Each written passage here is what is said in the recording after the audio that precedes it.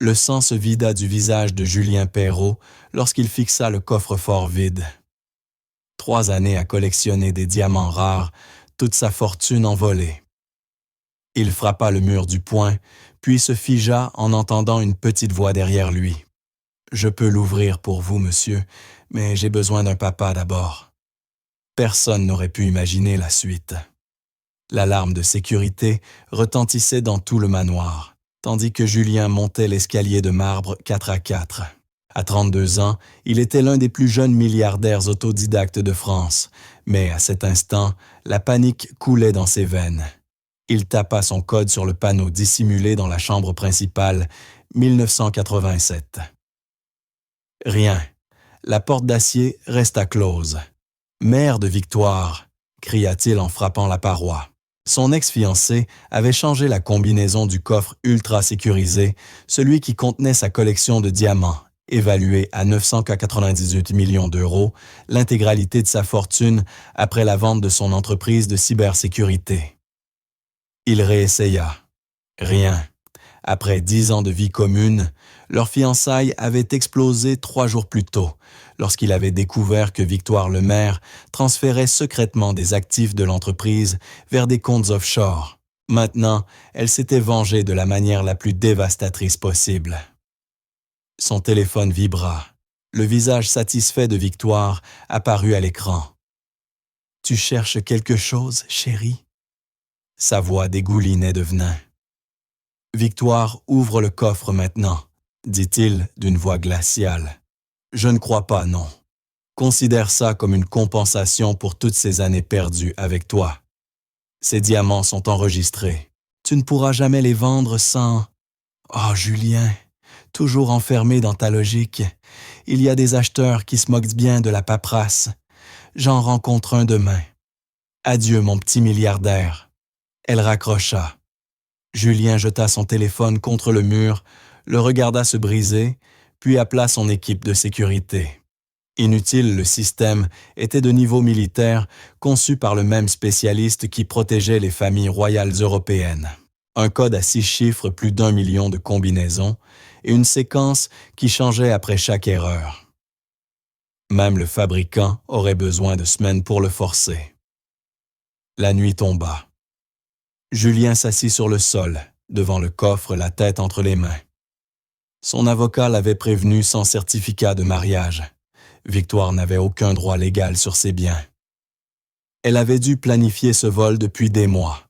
Un léger toc-toc résonna depuis le rez-de-chaussée, sans doute le vent contre les portes-fenêtres. Puis à nouveau plus fort. Julien saisit un club de golf et descendit prudemment. À la lumière de la lune, filtrant par les baies vitrées, il distingua une petite silhouette derrière la porte vitrée, une enfant. Il alluma les lampes extérieures et vit une fillette d'à peine 7 ans, aux cheveux bruns emmêlés et au sac à dos sale, lever timidement la main. Contre toute logique, Julien entr'ouvrit la porte. « Que fais-tu ici ?» demanda-t-il, stupéfait. Son domaine était isolé, entouré de clôtures de sécurité. « J'ai besoin d'aide, » dit la fillette, d'une voix à peine audible. « S'il vous plaît, j'ai froid. » Quelque chose dans son regard, une lassitude qu'aucun enfant ne devrait porter, le poussa à s'écarter. Elle entra, laissant sur le marbre italien des traces de poussière. « Où sont tes parents ?» demanda-t-il en posant le club. « Mon papa est mort il y a 3 mois. » Sa voix était plate, comme si elle parlait de la pluie. « Maman est partie quand j'étais bébé. Je vivais chez ma tante, mais elle ne veut plus de moi. » Julien passa une main dans ses cheveux. « Je devrais appeler la police ou les services de protection de l'enfance. »« S'il vous plaît, non. » Les yeux de la fillette s'agrandirent de peur. « Ils vont juste me mettre dans le système. J'ai entendu des histoires. »« Comment t'appelles-tu » demanda-t-il plus doucement. « Lila. Lila André. » Elle regarda autour d'elle, émerveillée. « Vous avez une maison vraiment immense. »« Je suis Julien, » répondit-il encore abasourdi par cette intrusion surréaliste. « Lila, comment as-tu franchi la barrière de sécurité ?» Il y avait un trou sous la clôture, près du grand chêne. Je suis doué pour trouver des passages. Julien fit une note mentale de renvoyer toute son équipe de sécurité. D'abord le coffre, maintenant ça. Une enfant venait de pénétrer dans sa propriété, soi-disant impénétrable. « Tu as l'air triste », observa Lila en le fixant. « C'est parce que quelqu'un t'a pris quelque chose. »« Comment peux-tu savoir ça ?» demanda-t-il. « Tes yeux. Mon papa avait les mêmes quand maman a emporté sa montre préférée en partant. » Pour la première fois depuis des jours, Julien ressentit autre chose que la rage et la panique de la curiosité. « Je peux t'aider, » dit Lila, en redressant ses petites épaules. « Mais j'ai besoin de quelque chose d'abord. » M'aider Julien ne put s'empêcher de rire. « À moins que tu ne sois une cambrioleuse de génie, j'en doute fort. »« Je suis très forte avec les chiffres, » répondit Lila sans se laisser démonter. « Mon papa disait que j'étais un vrai prodige. »« Très forte, » ajouta Lila fièrement. « Mon papa disait que j'étais un véritable prodige. » Elle prononça le mot avec un soin particulier, comme si elle répétait un souvenir précieux de son père disparu. Julien se versa un verre de cognac et contempla l'absurdité de sa situation. Sa fortune enfermée derrière une porte inviolable. Son ex-fiancé sur le point de disparaître avec le fruit de toute sa vie, et maintenant une enfant fugueuse qui lui proposait son aide. « Qu'est-ce que tu voulais dire en disant que tu avais besoin de quelque chose d'abord ?» demanda-t-il plus pour l'amuser que par réelle curiosité. Les yeux de Lila rencontrèrent les siens d'un sérieux déconcertant. « J'ai besoin d'un foyer, d'un papa. » Elle serra les sangles de son sac à dos. « Je ne peux pas retourner chez ma tante. Elle boit les mauvaises boissons, celles qui rendent les adultes méchants. » Julien faillit s'étouffer avec son cognac. « Tu veux que je t'adopte? En échange de tes services de perceuse de coffre, ce n'est pas comme ça que ça marche. »« Pourquoi pas ?» répliqua Lila sans se démonter. « Toi, tu as besoin d'aide. Moi, j'ai besoin d'une famille. »« Parce que je serai arrêté pour enlèvement pour commencer, » répondit Julien. « Et parce que les enfants ne sont pas des monnaies d'échange. Je ne dirai à personne que je suis ici, si toi non plus tu ne dis rien, » lança Lila avec un pragmatisme troublant. « Laisse-moi juste essayer. Si je n'y arrive pas, tu pourras appeler qui tu veux demain. » Avant que Julien n'ait le temps de répondre, son téléphone de secours sonna, le principal ayant fini en morceaux. C'était Michel Dufour, son avocat. « Ils ont gelé tes comptes, » annonça-t-il, sans préambule. « Victoire a déposé une ordonnance d'urgence pour détresse émotionnelle. Et, comme par hasard, le juge Lemaire, son oncle, l'a signée il y a 1 heure. Elle n'a pas le droit, » siffla Julien, conscient du regard curieux de Lila posé sur lui. « Elle vient de le faire. Sans accès aux diamants, tu es techniquement ruiné jusqu'à ce qu'on obtienne une annulation. Et ça peut prendre des semaines. Tes comptes offshore sont signalés pour activité suspecte. J'imagine que c'est encore son œuvre. » Julien mit fin à l'appel et s'effondra sur une chaise. Il était soudainement riche en actifs, mais pauvre en liquidités, incapable même d'engager une aide spécialisée pour ouvrir le coffre. Victoire avait tout planifié avec une précision chirurgicale, frappant au moment exact où il était le plus vulnérable, juste après la vente de son entreprise. « C'était au sujet de la méchante dame » demanda Laila. Julien leva les yeux surpris. « Comment tu sais? Je suis doué pour écouter. »« Aussi, » répondit-elle avec un petit haussement d'épaules. « Je peux voir ce qu'il faut ouvrir. » N'ayant plus rien à perdre. Julien mena Lila à l'étage devant la porte du coffre. Le panneau brillant affichait une lumière rouge moqueuse après chaque tentative ratée. « Victoire a changé la combinaison » expliqua-t-il. « Il y a 1 million de possibilités et à chaque erreur, la séquence change. » Lila posa sa petite main sur le métal froid. Quel était le code avant 1987, l'année de ma naissance, et sa date d'anniversaire à elle, le 12 mars 1990. Qu'est-ce qui est important pour elle? Julien réfléchit à la femme avec qui il avait partagé 10 ans, réalisant soudain à quel point il la connaissait peu. Elle a une obsession pour les nombres premiers. Elle les joue toujours au loto. Quelque chose brilla dans les yeux de Lila. « Je peux essayer un truc ?» Julien haussa les épaules, impuissant. « Fais-toi plaisir. » Lila se hissa sur la pointe des pieds, observant le clavier avec une intense concentration. Puis, avec une assurance étonnante, elle tapa 12190. La lumière resta rouge. Sa date de naissance à l'envers, expliqua-t-elle en se mordant la lèvre. Elle réessaya. 11990. Toujours rien. Attendit Julien, un souvenir émergent. Elle disait toujours que son chiffre porte-bonheur était le 17. Son premier contrat de mannequinat était le 17. Lila hocha la tête, puis entra lentement la combinaison. 17-3-12-90. Le panneau émit un bip, et la lumière passa au vert. Un déclic lourd résonna quand les verrous se désengagèrent. Julien resta figé, incrédule, tandis que la porte s'ouvrait, révélant les rangées de vitrines de verre contenant sa collection de diamants, chacun unique, chacun valant des millions. « Comment as-tu fait ?» murmura-t-il. « 17 est un nombre premier, » répondit simplement Lila. Et c'est une façon de rendre le code plus difficile. La plupart des gens utilisent des dates, mais elle voulait quelque chose de spécial. Papa m'apprenait les combinaisons quand on jouait au détective. Julien contempla cet enfant extraordinaire d'un œil nouveau.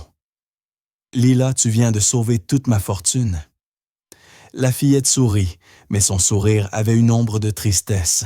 « Alors, je peux rester juste pour cette nuit ?» Avant qu'il n'ait le temps de répondre, un coup de tonnerre retentit au rez-de-chaussée.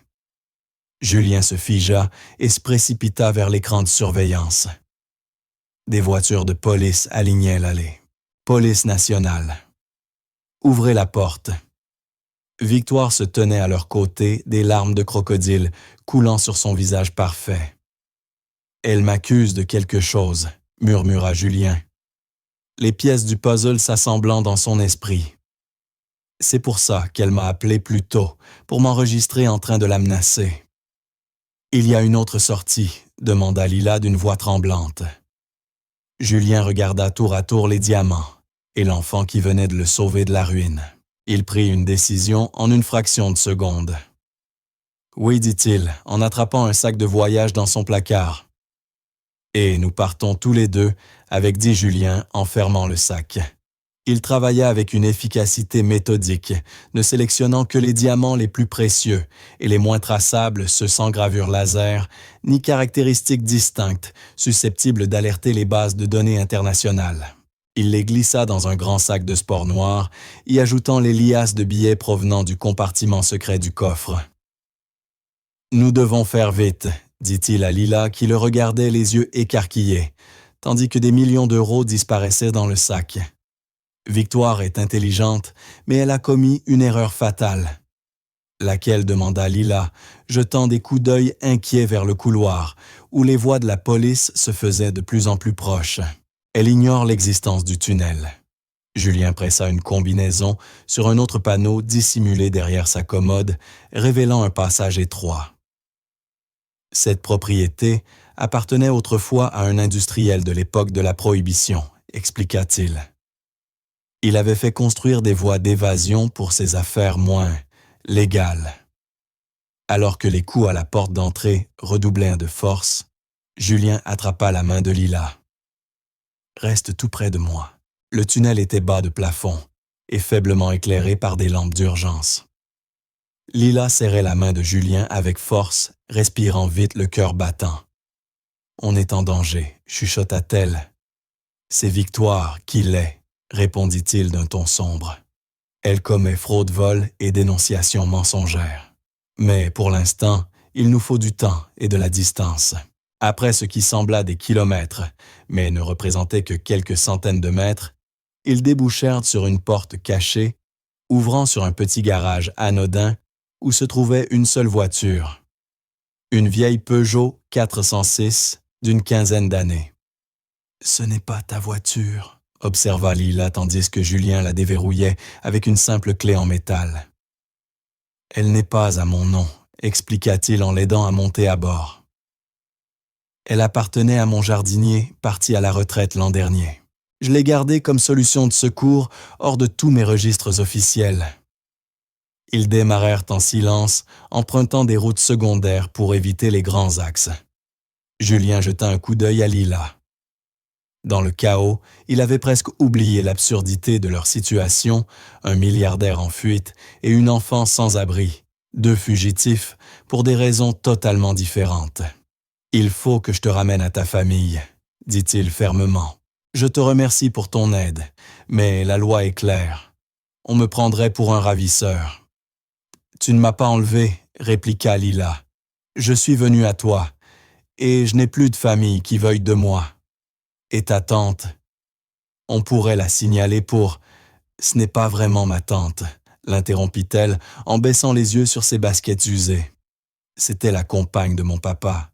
Après sa mort, elle m'a gardé un moment, puis elle a dit que je lui rappelais trop de souvenirs et que ça faisait trop mal. » Julien resta silencieux, digérant l'information.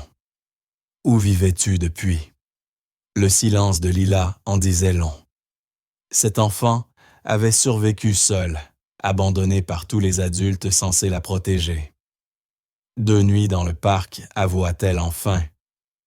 Puis j'ai vu ta maison sur la colline. » Elle avait l'air sûre. L'ironie fit sourire amèrement Julien. Sa demeure prétendument inviolable n'avait pas été sûre du tout, ni pour sa fortune, ni pour lui. En approchant de la périphérie de Paris, Julien s'arrêta dans un dîner ouvert 24 heures.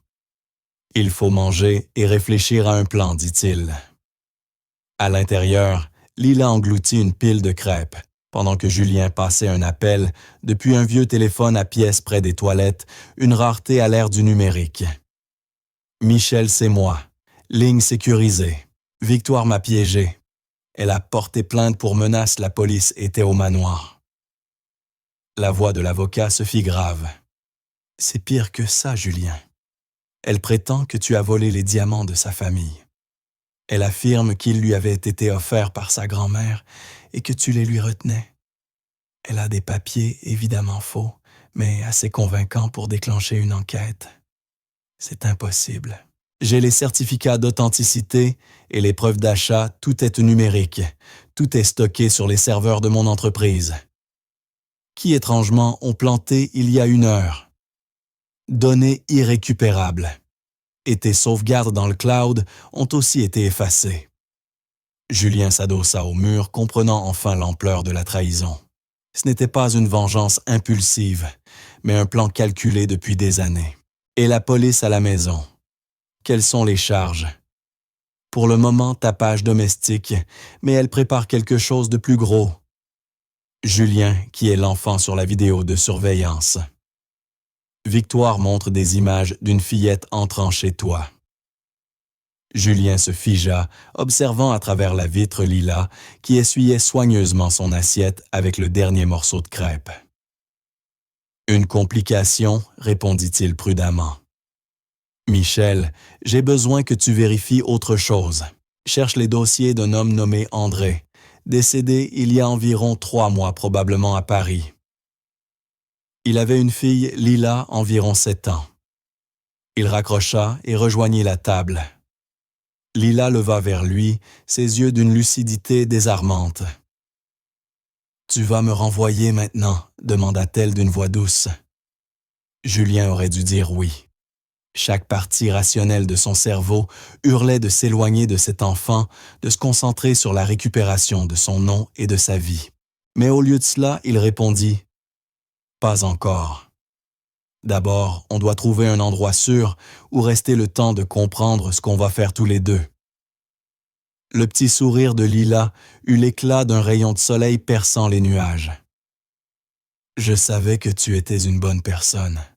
C'est pour ça que j'ai choisi ta maison. » En quittant le restaurant, Julien n'eut pas le cœur de lui dire qu'elle se trompait. Il y a 3 jours à peine, il était exactement comme Victoire, obsédé par la richesse, voyant les gens comme des atouts ou des obstacles. La seule différence, c'est qu'il s'était arrêté avant la criminalité pure et simple. Mais quelque chose avait changé dans son regard depuis qu'il avait croisé les yeux pleins de confiance de Lila. Pour la première fois de sa vie d'adulte, Julien Morel se sentit responsable de quelqu'un d'autre que lui-même. Le petit motel en périphérie de Reims n'était pas grand-chose très loin du confort 5 étoiles auquel Julien était habitué. Mais il acceptait le paiement en espèces et ne posait pas de questions. Chambre 17. Un hasard qui fit sourire Lila malgré tout. Pendant qu'elle se douchait, lavant la saleté accumulée, Julien alluma la petite télévision. Son visage apparut à l'écran, aux côtés de l'image granuleuse de Lila, issue de sa caméra de sécurité. Le millionnaire Julien Morel est recherché pour des menaces présumées à l'encontre de son ex-fiancée, Victoire Lemaire, et pour la présence suspecte d'une mineure non identifiée à son domicile, annonçait le journaliste. Lemaire, fille du sénateur Henri Lemaire, affirme que Morel a perdu pied après leur récente rupture. Julien coupa le son juste au moment où Lila sortait de la salle de bain, portant un grand t-shirt acheté dans une boutique de bord de route.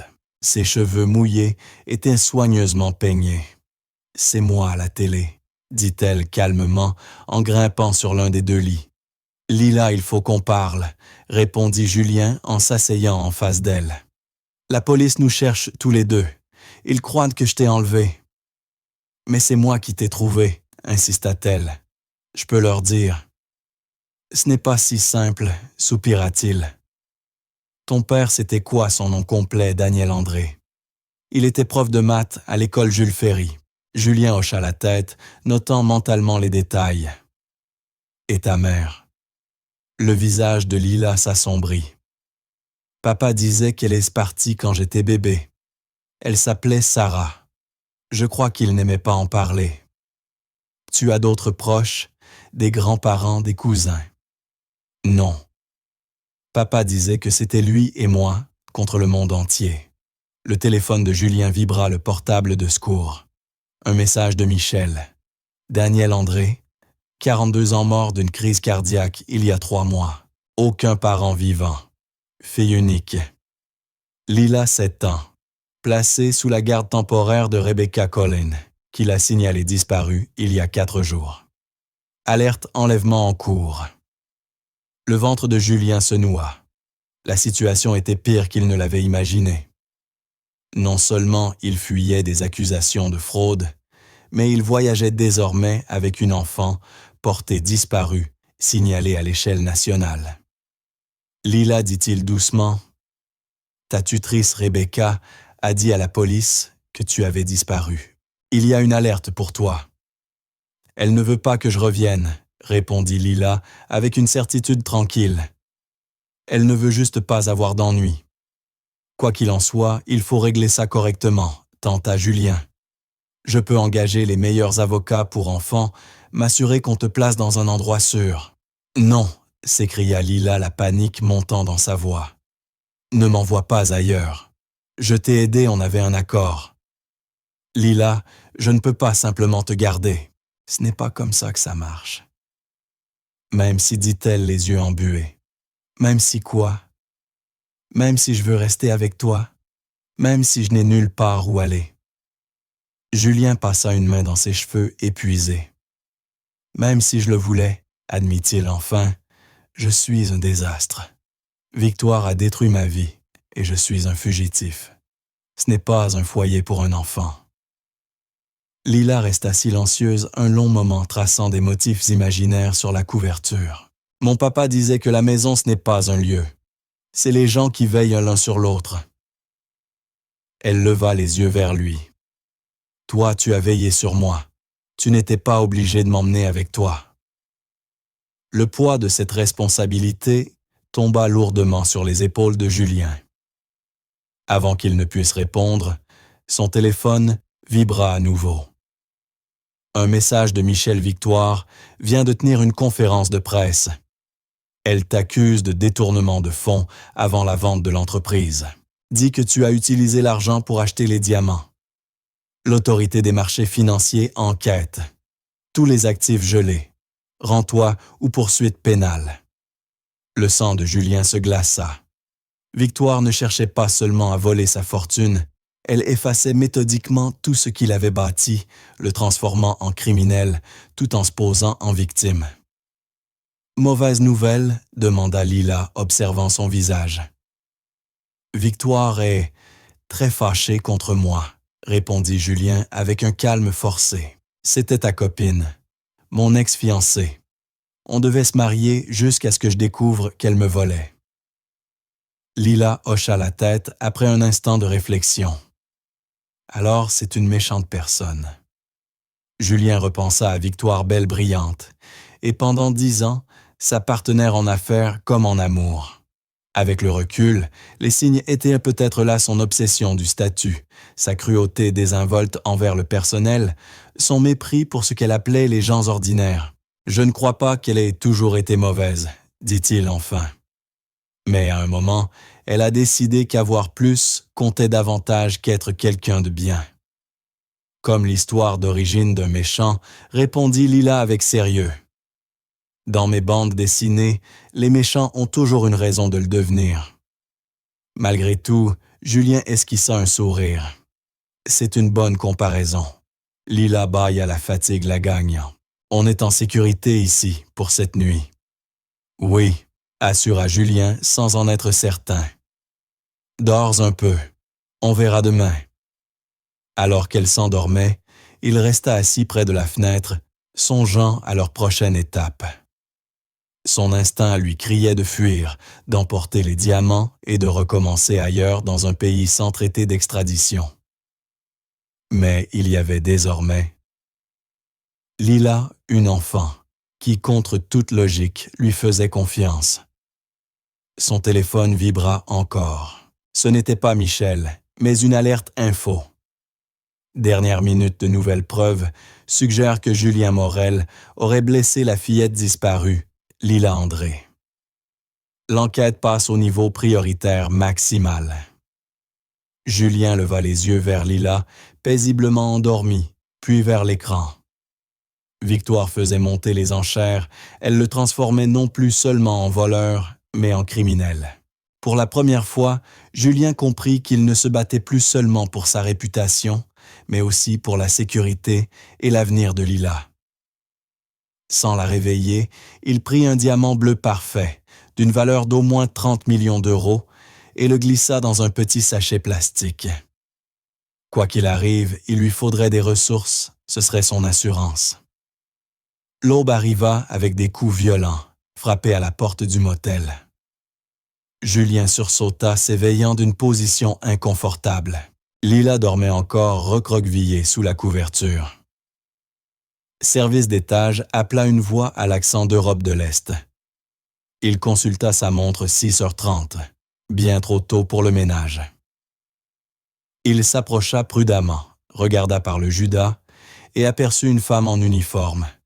Quelque chose clochait.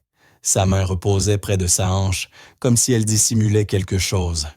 « Pas besoin de service, merci », lança-t-il. « Monsieur Morel, ouvrez immédiatement. » Police judiciaire. Le cœur battant Julien comprit qu'il l'avait retrouvé. Il n'avait pourtant laissé aucune trace paiement en liquide, aucune carte, aucun nom. « Lila », murmura-t-il en la réveillant doucement. Il faut partir maintenant. Elle ouvrit les yeux, comprit aussitôt la gravité de la situation et attrapa son sac. La fenêtre de la salle de bain était petite, mais suffisante. Tandis que les coups se faisaient plus forts, Julien fit passer Lila la première, puis se glissa à son tour, se blessant à l'épaule au passage. Ils traversèrent le parking arrière en courant, juste avant que la porte de leur chambre ne cède sous la force. Julien souleva Lila sur son dos et fonça vers le bosquet derrière le motel. « Comment ils nous ont retrouvés ?» demanda Lila à voix basse, une fois dissimulée dans les arbres. « Je ne sais pas, haleta Julien. On n'a laissé aucune trace. Puis une idée terrible le frappa. Il fouilla dans son sac, écartant les diamants jusqu'à trouver son téléphone.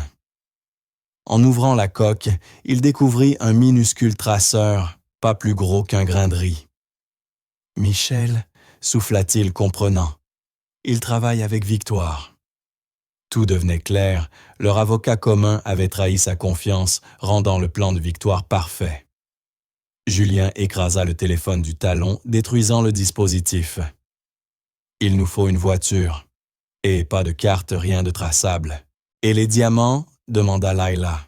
« Tu peux pas en vendre un pas facilement. Les bijoutiers honnêtes demandent des papiers, et les autres ne sont pas fréquentables. » Mon papa connaissait un monsieur avec une boutique de prêt sur gage, proposa-t-elle. Il disait que monsieur Giraud payait toujours un prix juste. Julien eut un sourire bref. Une boutique de prêt ne paiera jamais la vraie valeur, mais... Une idée germa dans son esprit. Peut-être pas la valeur réelle, mais assez pour ce dont ils avaient besoin.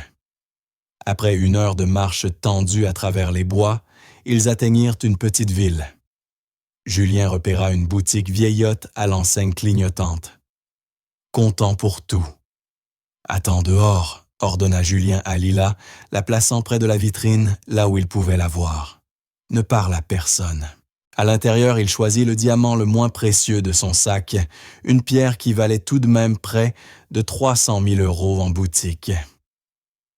Le propriétaire, un homme corpulent au regard méfiant, l'examina à la loupe. « C'est du vrai ?» demanda-t-il, d'une voix rocailleuse.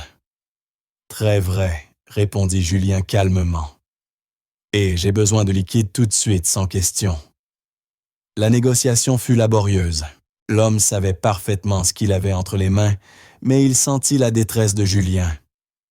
Finalement, ils conclurent pour 15 000 €. Un vol pur et simple, mais suffisant pour leurs besoins immédiats. Dehors, Julien prit la main de Laila. Premier arrêt des déguisements. Dans un grand magasin à bas prix, il acheta des vêtements simples et sans marque pour tous les deux, loin de ses costumes sur mesure habituels. Il ajouta une teinture pour cheveux et une paire de lunettes sans correction. Pour lui, une perruque courte et un sac à dos rose pour Lila. « On fait du déguisement ?» demanda la fillette, alors qu'ils se changèrent dans les toilettes d'une station-service. « Quelque chose comme ça », répondit Julien, observant ses cheveux devenir blond cendré dans le miroir sale. « Il faut qu'on ait l'air différent pour voyager sans être reconnu. » Avec leurs nouvelles apparences et une vieille Renault Laguna payée en liquide sur un parking anonyme, ils prirent la route vers l'ouest. Julien avait une destination précise en tête, un chalet isolé en Savoie, acheté des années plus tôt, au nom d'une société écran que même Victoire ignorait. C'était sa vraie planque d'urgence, acquise bien avant leur rencontre. Alors qu'ils traversaient la Bourgogne, Lila suivait la carte qu'il avait achetée, traçant la route du bout du doigt. C'est comme quand papa et moi, on allait camper, mais en plus long. « Tu allais camper avec ton père ?» demanda Julien, reconnaissant d'avoir un sujet plus léger. « Tous les étés, répondit-elle. Il disait que la nature était la meilleure école. On comptait les étoiles, et il m'apprenait leurs noms. Tu aimes les étoiles, toi ?» La question le prit au dépourvu. Depuis quand n'avait-il pas levé les yeux vers le ciel? « J'aimais ça, oui. Quand j'étais petit, je voulais être astronome. Et qu'est-ce qui s'est passé? » « La vie, c'est compliqué, » dit-il simplement, pensant à l'ambition, au vertige du succès, à la course sans fin vers le plus. Ils roulèrent en silence, un moment jusqu'à ce que Lila demande doucement. « Tu as peur? » Julien hésita à mentir, puis répondit « Oui, moi aussi », avoua-t-elle. « Mais c'est moins effrayant avec toi. » Ces mots le touchèrent en plein cœur. Cette enfant brillante et courageuse lui faisait une confiance totale après moins d'une journée. Le poids de cette confiance l'écrasait autant qu'il le portait. En fin d'après-midi, le téléphone prépayé de Julien acheté en liquide sonna. Seul Michel avait ce numéro. Malgré la trahison, il répondit et mit le haut-parleur. « Tu aggraves ton cas », lança la voix de l'avocat sans préambule. Victoire fait monter les accusations. Elle affirme que les diamants étaient le paiement d'un trafic. Ils disent que tu fais partie d'un réseau international et la petite fille sert de preuve. Julien serra le volant à s'en blanchir les jointures. C'est insensé. Il y a des certificats pour chaque pierre. Des certificats qui n'existent plus, rappela Michel. Écoute, rends-toi, je peux encore négocier. Comme tu as négocié ma localisation avec la police, coupa Julien froidement. Un silence. Je ne vois pas de quoi tu parles. Le traceur dans le téléphone que tu m'as donné. Victoire t'a bien payé, Michel.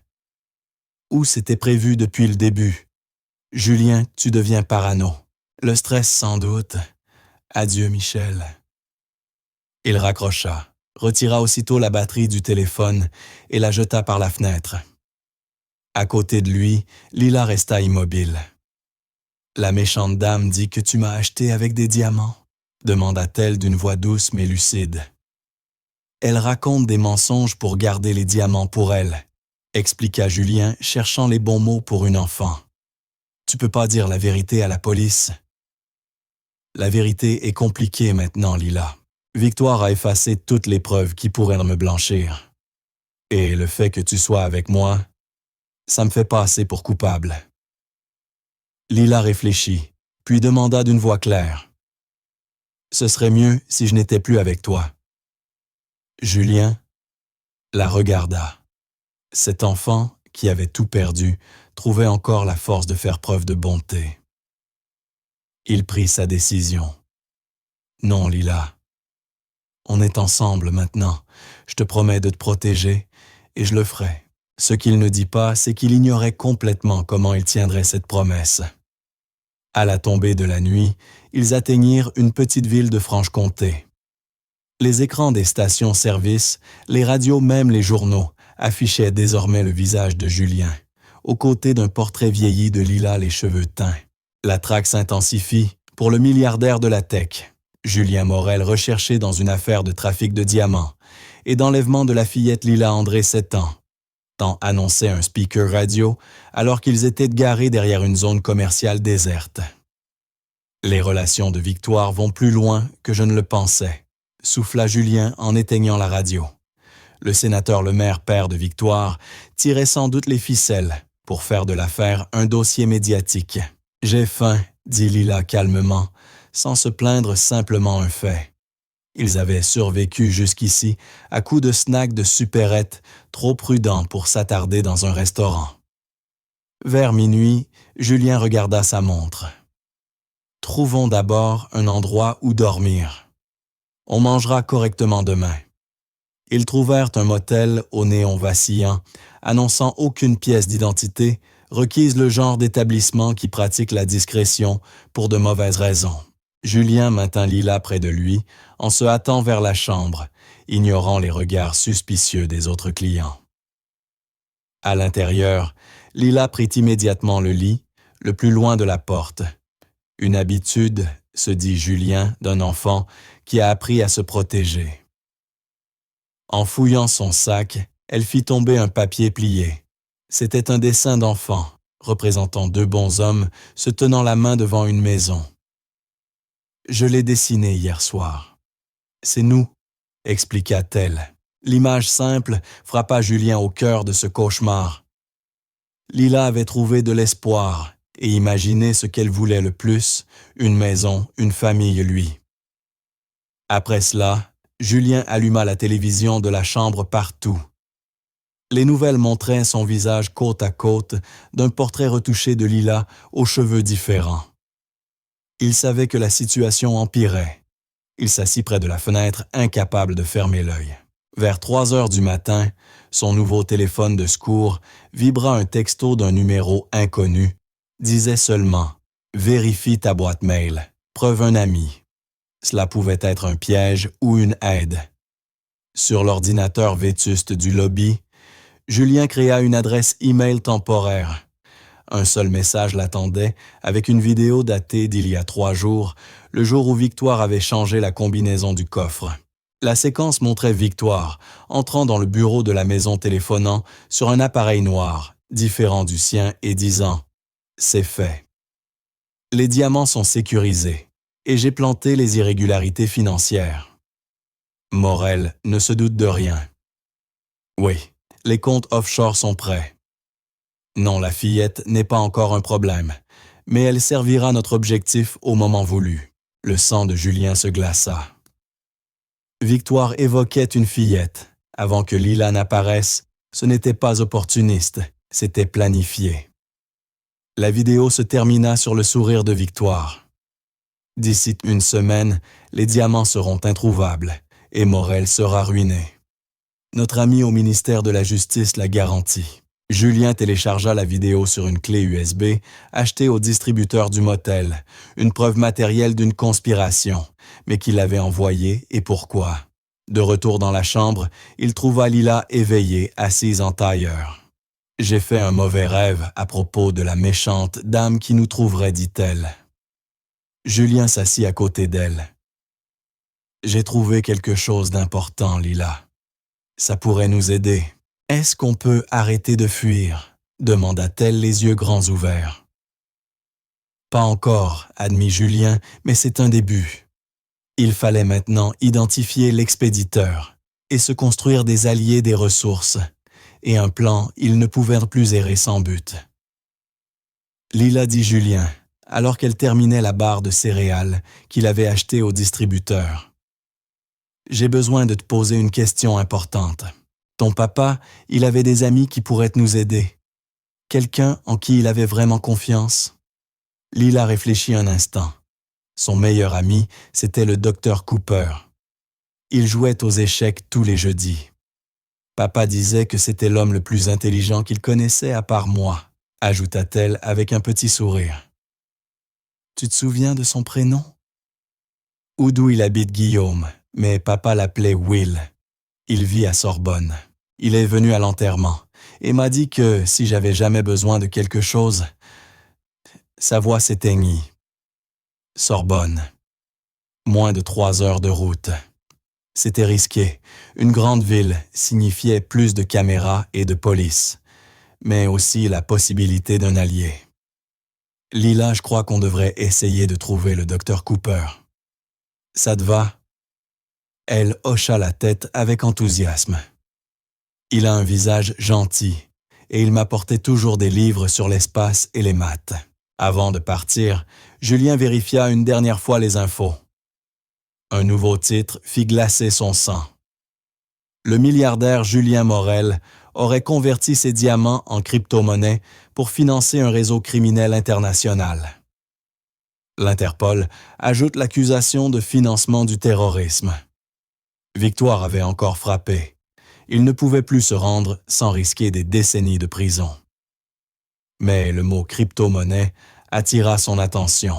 C'était grâce à la sécurité blockchain que son entreprise avait bâti sa fortune. Si Victoire l'accusait de transactions frauduleuses, elle devait avoir fabriqué une trace numérique. Et les traces numériques, contrairement aux diamants, pouvaient être retracées. Pour la première fois depuis le début du cauchemar, Julien sentit un espoir renaître. S'il retrouvait le docteur Cooper, si la personne qui lui avait envoyé la vidéo reprenait contact et s'il pouvait prouver la fraude, alors peut-être qu'il pourrait renverser la situation. En regardant le visage confiant de Lila, il se promit de la protéger coûte que coûte. Dans la perte totale, il avait trouvé quelque chose d'inestimable, une raison de se battre au-delà de l'argent et de la réputation. Il pria pour qu'ils survivent assez longtemps pour voir la justice rétablie. La silhouette de Sorbonne émergeait dans la brume du matin, tandis que Julien s'insérait dans la circulation. À côté de lui, Lila collait son visage à la vitre, fascinée par les gratte-ciel. « Papa m'a déjà emmené ici une fois. On était allé au planétarium. » Julien la regarda admiratif de sa résilience. « Tu te souviens où habite le docteur Cooper, non? répondit-elle, mais papa avait un carnet spécial où il notait les choses importantes, les numéros et les adresses. Tu sais où il est maintenant? Dans l'appartement de papa, je crois, sauf si ma pauvre tante l'a pris. Julien pesa les risques. Retourner à New York signifiait se jeter au cœur de la chasse à l'homme, mais sans ce carnet retrouver Cooper dans une ville de millions d'habitants serait presque impossible. Julien dit soudain, Lila sa voix s'éclairant. Le docteur Cooper enseigne dans une université. Papa disait qu'il était professeur de crypto. Crypto quelque chose. Cryptographie demanda Julien, son esprit s'animant. Un expert en sécurité et en chiffrement.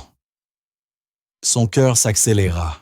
Si quelqu'un pouvait démonter la machination numérique de Victoire, c'était bien un spécialiste de ce domaine. Ils s'arrêtèrent dans une station-service avec Wi-Fi. En gardant le moteur allumé, Julien utilisa son téléphone prépayé, sans se connecter à aucun compte personnel, et chercha Guillaume Cooper, professeur cryptographie Sorbonne. Le résultat apparut. Dr Guillaume Cooper, professeur de cryptographie appliquée et de mathématiques à l'Université de Sorbonne. La photo montrait un homme d'une 50aine d'années, regard bienveillant derrière des lunettes fines, exactement comme Lila l'avait décrit. « C'est lui », demanda Julien. « Oui », s'exclama-t-elle. « C'est le docteur Cooper.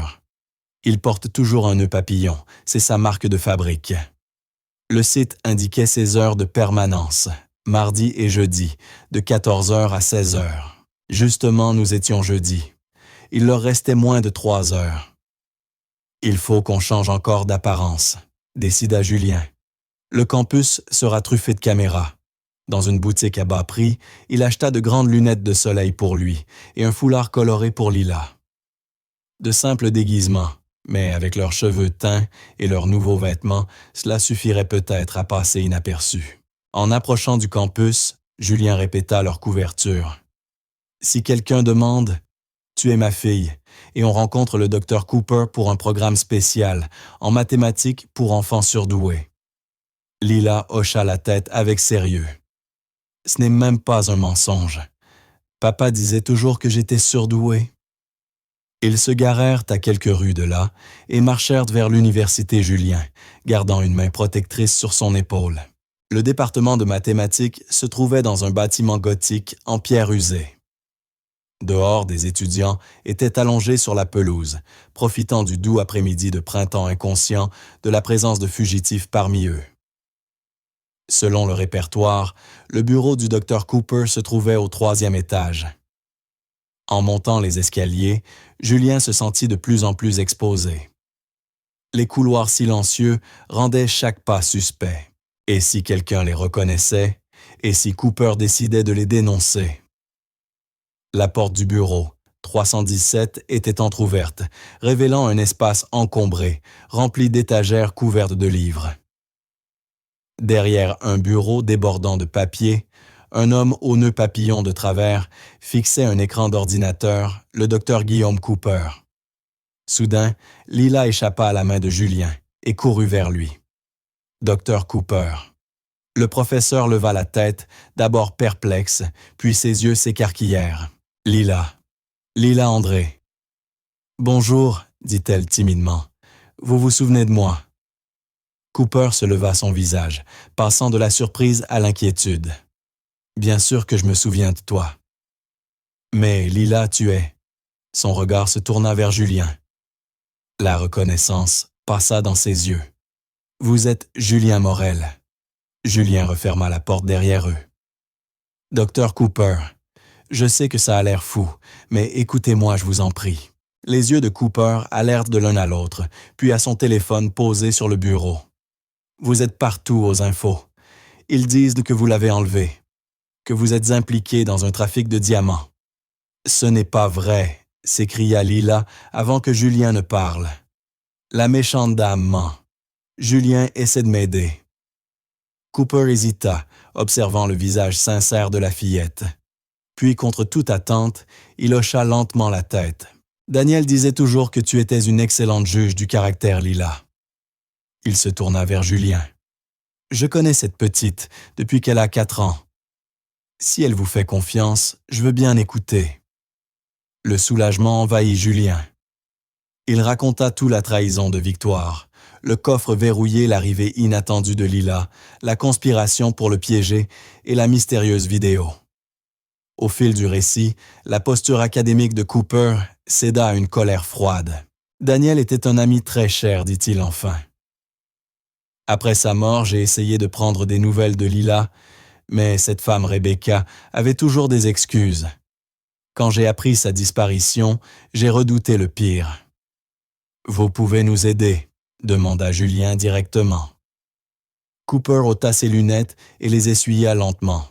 « Ce que vous décrivez, la fraude en crypto-monnaie, les preuves fabriquées, c'est du travail d'expert. Mais si votre ex-fiancé a laissé la moindre trace numérique, je peux peut-être la retrouver. » Il se tourna vers son ordinateur. « Voyons d'abord ce qu'ils disent de vous. » Les sites d'actualité dressaient un portrait accablant. Victoire, impeccable dans ses vêtements de deuil, racontait face caméra qu'elle avait découvert les activités illégales de son fiancé et qu'il était devenu violent. Le DGSI avait officiellement classé Julien Morel comme armé et dangereux. Lila était décrite comme une victime d'un réseau dont il se serait servi comme levier humain. « Elle est douée », grommela Cooper. « Elle joue à la fois la victime et la lanceuse d'alerte. » « Elle avait déjà parlé d'une fillette dans cette vidéo, » souligna Julien, « avant même que Laila ne vienne chez moi. Tout ça était prévu. Mais je ne comprends pas quel rôle elle voulait lui faire jouer. »« Montrez-moi la vidéo, » dit Cooper. Julien inséra la clé USB. Tandis qu'ils regardèrent la séquence, le visage du professeur se durcit. « Vous dites qu'on vous l'a envoyé. » Anonymement, demanda-t-il. « Oui, signé un ami. » « Intéressant. » Cooper fit pause sur un plan du téléphone noir de Victoire. « Ce n'est pas un modèle grand public. C'est un ghost phone cryptage militaire impossible à tracer. Totalement illégal, sans autorisation spéciale. Vous pouvez remonter la piste. Peut-être, mais plus important encore, si Victoire a créé de fausses transactions en crypto-monnaie à votre nom, il y aura forcément des traces. Le numérique ne ment jamais complètement. » Il jeta un coup d'œil à sa montre. « On ne peut pas rester ici. Mon prochain étudiant arrive dans 20 minutes. » Il glissa son ordinateur portable et quelques disques externes dans une sacoche. « J'ai un chalet de recherche à 1 heure d'ici au nord. Pas d'Internet, mais je n'en aurai pas besoin une fois les données téléchargées. » Avant de partir, Cooper s'agenouilla devant Lila. « Je suis tellement heureux que tu sois saine et sauve. Ton père serait fier de ton courage. » Les yeux de Lila brillèrent. « Tu crois qu'il serait d'accord si je voulais que Julien devienne mon nouveau papa? » La question tomba comme un poids dans la pièce. Cooper leva les yeux vers Julien sans mot dire. « Je pense, » répondit-il doucement, « que ton père voudrait surtout que tu sois aimé et en sécurité. »« Allons-y, avant que mon étudiant n'arrive, » ajouta-t-il. En sortant du bureau, Julien sentit un étrange mélange d'espoir et d'angoisse monter en lui. Ils avaient désormais un allié, et peut-être un moyen de prouver la conspiration de Victoire. Mais la question simple de Lila avait mis en lumière la complexité insurmontable de leur situation. Même s'ils parvenaient à laver le nom de Julien, quel avenir pouvait-il offrir à cet enfant? Le chalet de recherche du Dr Cooper s'avéra être une construction étonnamment moderne, nichée au cœur d'une forêt dense près du lac Lehman. Des panneaux solaires couvraient le toit et une petite antenne satellite constituait leur seul lien avec le monde extérieur. Propriété de l'université, expliqua Cooper en entrant. Officiellement pour la surveillance environnementale, officieusement mon refuge du week-end. Personne ne nous cherchera ici. Pendant qu'il installait son matériel, Lila découvrit avec émerveillement la chambre unique du chalet et s'attarda devant un télescope pointé vers la fenêtre. Julien l'observait depuis l'encadrement de la porte. Son excitation innocente contrastait avec la gravité de leur situation. « Elle est remarquable », dit Cooper en le rejoignant. Daniel disait souvent qu'elle avait une vieille âme. Et sa mère demanda doucement Julien. Le visage de Cooper s'assombrit. Sarah avait des problèmes. La drogue surtout. Elle est partie quand Lila n'avait même pas 1 an. Daniel l'a élevée seule. Elle est morte. Non, du moins pas à notre connaissance. Elle a simplement disparu. Daniel a essayé de la retrouver pendant des années pour Lila, puis il a abandonné. Certaines personnes ne veulent pas être retrouvées. Julien assimila l'information, un nouveau morceau du passé, fragmenté de Laila. Et après sa mort, il n'y avait personne pour s'occuper d'elle. Aucun parent dont Daniel m'ait parlé, soupira Cooper. J'avais proposé de la prendre, mais le système m'en a empêché. Un homme seul, sans lien familial, c'était impossible. Rebecca, la compagne de Daniel depuis 6 mois, vivait avec lui.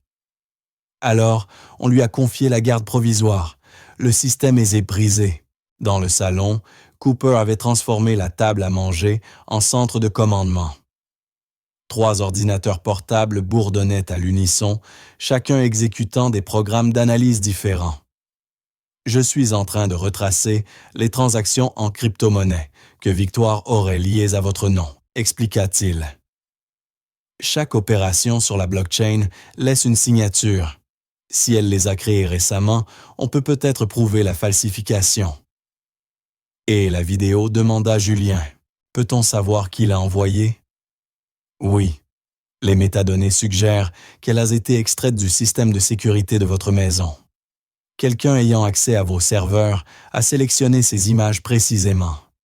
Impossible, dit Julien. Après les accusations de Victoire, tout le personnel avait été bloqué. La seule personne avec un accès prioritaire serait... Il s'interrompit, une pensée surgissant. Grace Chen, ma responsable de la sécurité. C'est elle qui a conçu le système. Cooper tapa rapidement le nom dans son moteur de recherche. Grace Chen, 42 ans, ancienne, spécialiste en cybersécurité militaire, entrée chez Morel Technology il y a 5 ans, lut-il. Une femme brillante et loyale, ajouta Julien. Victoire avait essayé de la recruter pour un projet parallèle l'an dernier, mais Grace avait refusé. Elle disait qu'elle travaillait pour l'entreprise, pas pour Victoire. Elle pourrait être votre amie anonyme peut-être, mais elle prendrait un risque énorme. Si Victoire découvrait sa trahison, elle la ferait radier de tout le secteur. L'un des ordinateurs émit un signal sonore. « J'ai quelque chose sur les transactions », annonça Cooper. Elles ont été créées via une série de serveurs mandataires. Mais il y a un motif. Chaque opération a lieu exactement à 17 minutes après l'heure. 17, murmura Julien. Le chiffre porte-bonheur de Victoire, confirma Cooper. Et le code de votre coffre. Il esquissa un sourire bref. C'est bon pour nous. Les motifs, ça se suit. La nuit tomba. Lila finit par s'endormir sur le canapé du salon. Julien la couvrit d'une couverture, bordant délicatement ses petites épaules.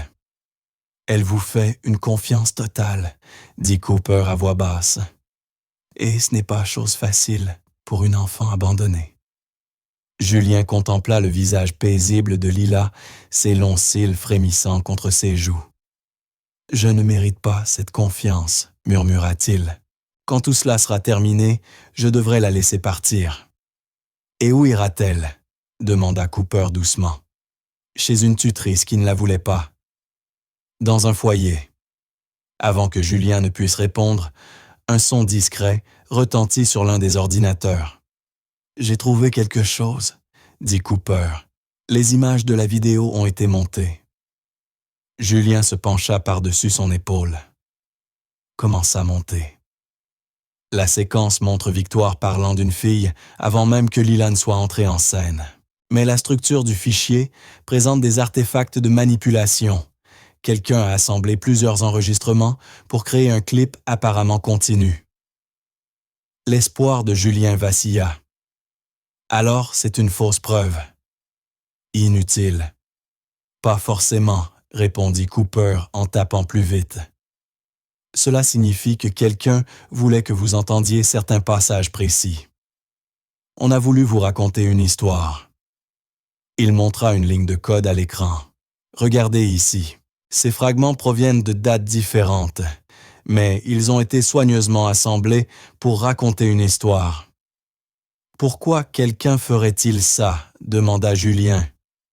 Pour vous guider sans se révéler complètement, répondit Cooper. Pour vous laisser des miettes de pain à suivre. Julien fit les 100 pas dans le petit salon, l'esprit en ébullition.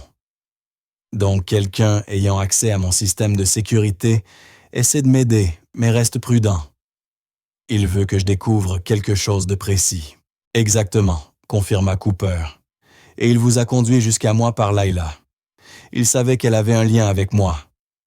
Mais qui pourrait connaître l'amitié entre toi et le père de Lila? Demanda Julien. Cooper fronça les sourcils. Très peu de monde. Daniel était discret sur sa vie privée. Et Victoire ne pouvait pas le savoir. Julien s'interrompit soudain. Une hypothèse nouvelle prit forme. À moins que Victoire n'ait surveillé Daniel avant sa mort. Si elle préparait déjà quelque chose impliquant sa fille. Mais pourquoi? S'étonna Cooper. Quel lien pourrait-elle avoir avec Daniel ou Lila? Avant que Julien ne puisse répondre, son téléphone prépayé sonna. Numéro masqué. Il décrocha prudemment et mit le haut-parleur. Morel. Une voix de femme déformée électroniquement résonna. Ne parlez pas, écoutez attentivement. Victoire Lenoir n'agit pas seule. Les contacts de son père dans les services de renseignement suivent vos mouvements. Vous avez été repéré à l'université. Vous disposez d'environ 20 minutes avant qu'il n'atteigne le chalet. Il y a un bateau amarré derrière la propriété. Prenez-le vers le nord. D'autres instructions suivront. L'appel se coupa net. Julien et Cooper échangèrent un regard alarmé. « On peut faire confiance à ça », demanda Cooper. « On n'a pas vraiment le choix », répondit Julien, déjà en train de réveiller Layla. « Prends ce qu'il faut, on doit partir. » Tandis que Cooper rangeait précipitamment son matériel, Julien secoua doucement Lila. « Chérie, je suis désolé, mais il faut qu'on parte. » La fillette papillonna des yeux, puis perçut la tension dans sa voix, et se redressa aussitôt. « Les méchants nous ont trouvés. » Peut-être admit Julien en l'aidant à enfiler sa veste. Mais on a un nouveau plan. Dehors, la nuit sans lune avalait la forêt dans un noir complet. Cooper les guida le long d'un sentier étroit jusqu'à un petit ponton où un bateau à moteur était amarré, oscillant doucement sur les eaux du lac. « Propriété de l'université aussi ?» demanda Julien en montant à bord. « Mon jouet personnel » répondit Cooper en démarrant le moteur. « J'ai toujours trouvé l'eau plus paisible que la terre. » Alors qu'il s'éloignait du rivage, Julien scruta la lisière des arbres. Rien ne bougeait encore. Peut-être l'avertissement était-il arrivé à temps. Puis au loin, des phares apparurent, sur la route menant au chalet. « Baissez-vous », ordonna Cooper coupant aussitôt les feux. Tous trois se plaquèrent contre le plancher, tandis que le bateau glissait silencieusement dans l'obscurité du lac Lemon. Lila se blottit contre Julien, son petit corps tremblant. Il passa un bras autour de ses épaules. « Tout ira bien », murmura-t-il, espérant ne pas mentir. Le bateau fendait les eaux sombres du lac, avançant sans lumière pour éviter d'être repéré. Lila s'endormit de nouveau, la tête posée sur les genoux de Julien. Cooper naviguait à la faible lueur de son GPS, maintenant un cap régulier vers le nord. « Qui selon vous a appelé ?» demanda-t-il à voix basse. « Celui ou celle qui a envoyé la vidéo ?» répondit Julien. « Il nous observe, nous guide. » Mais pourquoi ne pas tout dire directement? Par peur peut-être, ou parce qu'il n'a pas toutes les pièces du puzzle. Cooper vérifia leur position. « Nous approchons de la frontière du Normandie. Si nous continuons vers le nord, nous atteindrons la péninsule supérieure d'ici le matin. » Le téléphone de Julien vibra un nouveau message. Accosté à Millers Marina Kenosha. SUV noir sur le parking clé sous la roue avant. Conduisez jusqu'à l'entrepôt de Le Havre 1712, Arbor Way. C'est très précis, nota Cooper en lisant. Quelqu'un a tout planifié. Ou c'est un piège, répondit Julien, la paranoïa lui pesant après tant de jours de fuite. Dans tous les cas, nous manquons d'options et d'essence, trancha Cooper. Et Lila ne supportera pas longtemps cette traversée. À Millers Marina, l'air avant l'aube était lourd de brume montant du lac. Comme promis, un SUV noir attendait dans le parking désert, les clés exactement à l'endroit indiqué. « Je viens avec vous », déclara Cooper en chargeant son matériel. « C'est trop dangereux », protesta Julien. « Daniel était mon plus vieil ami », répondit-il fermement. « Et sa fille est impliquée. Je vais jusqu'au bout. » Ils prirent la route vers le nord dans un silence tendu. Lila dormait encore à l'arrière. Le lever du soleil dévoila un paysage de forêts et de champs baigné d'une lumière pâle. Le Normandie s'éveillait à un nouveau jour, ignorant tout des fugitifs qui le traversaient. L'esprit de Julien bouillonnait. Qui les aidait? Qu'est-ce qui les attendait dans l'entrepôt de Le Havre? Et surtout, quel lien reliait Victoire à Lila? « J'y ai réfléchi », dit Cooper en rompant le silence. Cette mention de la fillette par Victoire, avant même l'arrivée de Lila. « Tu as dit que cette vidéo était manipulée », lui rappela Julien. « Oui, mais imagine, et si Victoire parlait d'une autre enfant? Une enfant différente, qu'elle comptait utiliser dans son plan. » « Quel plan pourrait impliquer un enfant ?» fronça Julien. « Je l'ignore, admit Cooper. Mais il y a peut-être un lien qui nous échappe. » À l'approche de Le Havre, Julien prit la direction de Arbor Way, une zone industrielle près des docks. L'entrepôt 1712 était un bâtiment banal, son numéro métallique à moitié effacé. « Reste dans la voiture avec Lila », ordonna Julien à Cooper. Si je ne reviens pas dans 5 minutes ou si quelque chose cloche-part, mets-la en sécurité. » Cooper hocha la tête grave, glissant la main dans la poche intérieure de sa veste pour en sortir un petit pistolet.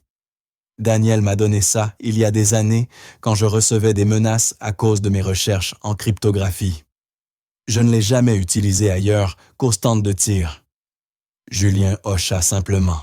« Espérons que ça n'en arrive pas là. » La porte de l'entrepôt était déverrouillée. À l'intérieur, un vaste espace vide où la poussière dansait dans des rayons de lumière. Au centre, un simple bureau avec un ordinateur portable dont l'écran luisait faiblement. En s'approchant, Julien vit l'ordinateur lancer un appel vidéo. Il accepta las. Une femme apparut à l'écran, ses traits brouillés par une distorsion numérique. « Monsieur Morel, vous êtes arrivé. Qui êtes-vous? » « Que voulez-vous? » demanda Julien. « Un ennemi commun fait de nous des alliés, » répondit la femme. « Victoire Lenoir a détruit bien des vies avant la vôtre. Je ne fais qu'équilibrer les forces. Vous savez pour les diamants son plan. Les diamants ne sont que le début, dit-elle. Le père de Victoire, le sénateur Lenoir, est impliqué dans quelque chose de bien plus vaste. Diamants internationaux, crypto-monnaies. Ils blanchissent de l'argent pour des opérations dont je ne peux parler ici. Et Lila, quel est son rôle? » La femme hésita. « Amenez le docteur Cooper à l'intérieur. Il y a quelque chose que vous devez voir tous les deux. » Julien retourna à la voiture et fit signe à Cooper de le rejoindre.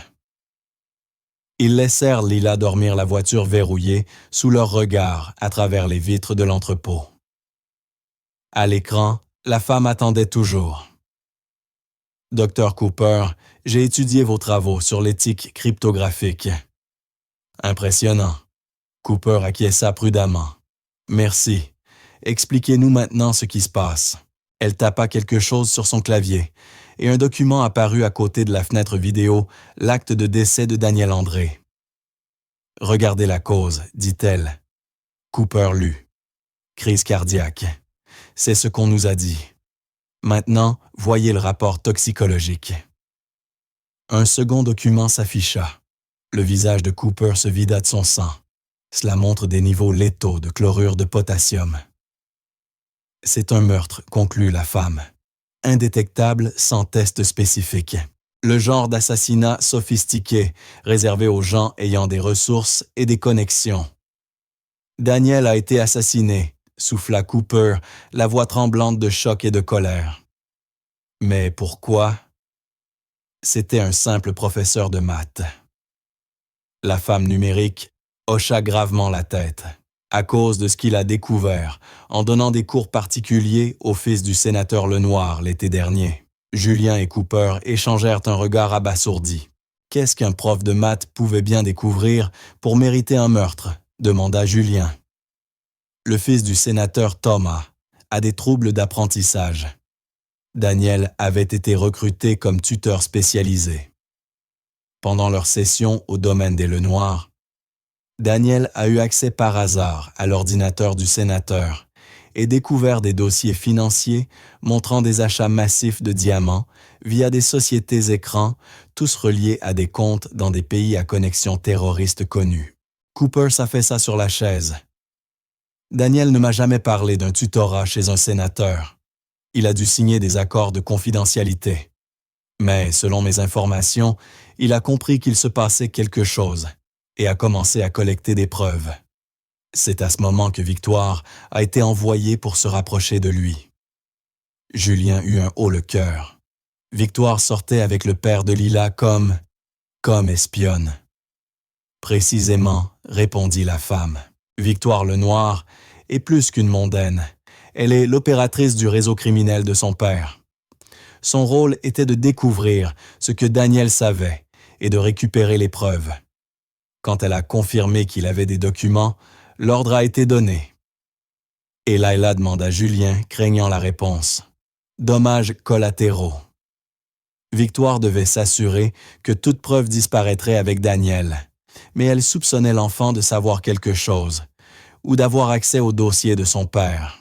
Victoire avait gardé sa couverture de compagne éplorée, obtenant la garde de Lila pour fouiller tout ce que Daniel aurait pu cacher.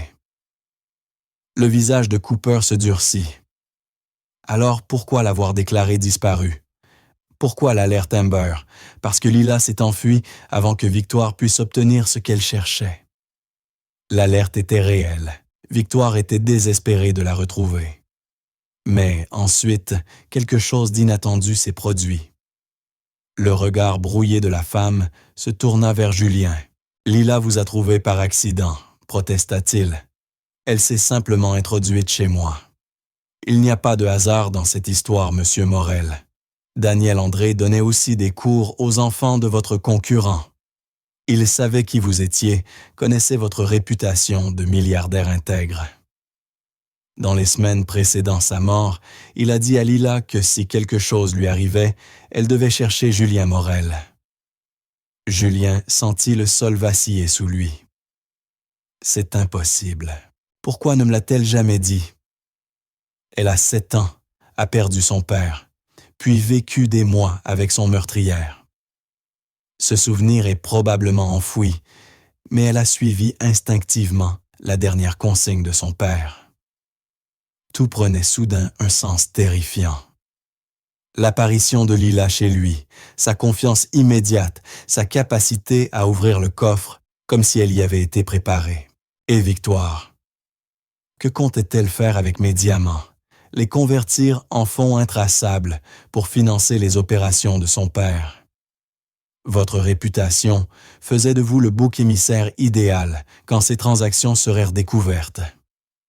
Le plan initial était de vous piéger lentement, mais quand vous avez découvert ces transferts d'actifs, elle a précipité les choses.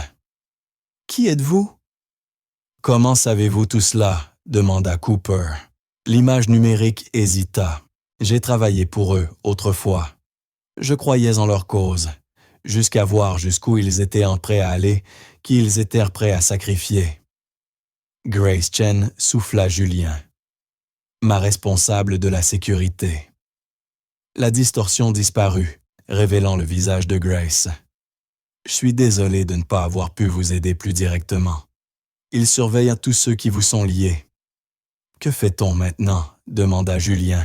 « Nous n'avons aucune preuve qui tiendrait devant un tribunal. Victoire a effacé ou modifié tous les dossiers. »« Pas tous, » répliqua Grace. « Daniel André a caché ses preuves dans un endroit où seule sa fille pourrait les retrouver. C'est ce que Victoire cherche depuis le début. » Les deux hommes tournèrent les yeux vers la fenêtre, vers la fillette endormie dans la voiture. « On ne peut pas l'impliquer davantage, » dit fermement Julien. « Elle a déjà assez souffert. »« Elle est déjà impliquée, » rétorqua Grace, « depuis le meurtre de son père. La question maintenant est de savoir si nous pouvons la protéger tout en trouvant ce qu'il a caché. » Cooper observa le rapport toxicologique à l'écran, la mâchoire serrée. « Ces gens ont tué mon ami et tenté d'utiliser sa fille. Je ne les laisserai pas s'en tirer. » Julien pensa à Lila, à son intelligence, son courage, sa confiance absolue malgré tout. Il revit son dessin naïf, deux silhouettes main dans la main devant une maison, une famille, un espoir fragile. « Nous devons en finir, » décida-t-il. « Pas seulement pour moi ou pour ses diamants, mais pour Lila. Elle mérite justice pour son père et une vraie maison. » Grace hocha la tête. « Il y a une planque près de Saint-Malo dans le Léman. J'ai tout organisé. Là-bas, nous pourrons travailler avec Lila pour comprendre ce que Daniel a caché et où. » Tandis qu'il se préparait à partir, Julien regarda encore une fois Lila à travers la vitre. Pour la première fois depuis le début du cauchemar, il ressentit quelque chose d'autre que la peur ou le désespoir. Il ressentit un but. Cet enfant extraordinaire qu'il avait sauvé avait désormais besoin d'être sauvé à son tour. Quoi qu'il en coûte, il la protégerait. Et d'une manière ou d'une autre, contre toute probabilité, il tiendrait sa promesse silencieuse, lui offrir le foyer et la famille qu'elle méritait, même si cela signifiait affronter un sénateur corrompu, sa fille meurtrière et tout leur réseau criminel. Même s'il devait tout sacrifier. Pour Layla, pensa-t-il, cela en vaudra la peine.